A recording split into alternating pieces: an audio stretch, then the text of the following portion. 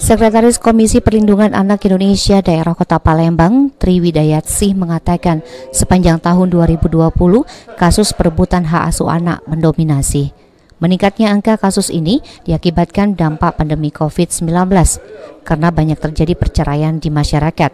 Salah satunya karena faktor ekonomi, sehingga membuat anak rentan menjadi korban. Di tengah pandemi, lebih dari 25 kasus laporan perebutan anak atau 25% kasus dari total kasus yang masuk ke KPAID Kota Palembang. Perebutan hak asuh anak merupakan bentuk kekerasan orang tua terhadap anak yang bisa mempengaruhi masa tumbuh kembang anak, sehingga diharapkan orang tua dapat menghindari perceraian supaya anak tidak menjadi korban. Mendominasi itu perebutan anak, jadi orang tua bercerai, anak diperebutkan, itu yang paling banyak. Yang lain-lain biasa aja. Kalau mengenai, kalau saya himbau jangan egois. Kalau memang sayang sama anak, lakukanlah. Memang harus bercerai. Itu kan keputusan terakhir yang boleh tapi tidak diridhoi oleh Allah. Nah, pikirkan anak, jangan lagi mereka sudah mengedepankan ego masing-masing, tapi anak juga jadi korban. Jadi kalau bisa, tetapi memang susah kalau cerai itu kan artinya ada konflik antara orang tua. Nah, tetapi pikirkan anak, kasihan mereka.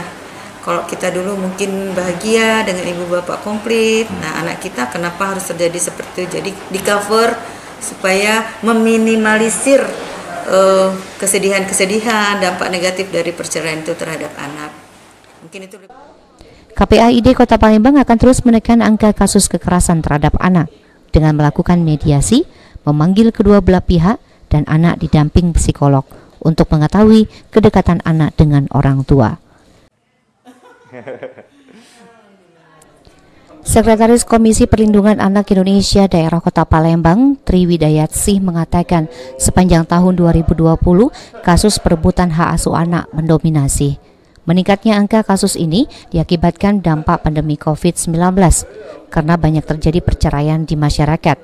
Salah satunya karena faktor ekonomi, sehingga membuat anak rentan menjadi korban.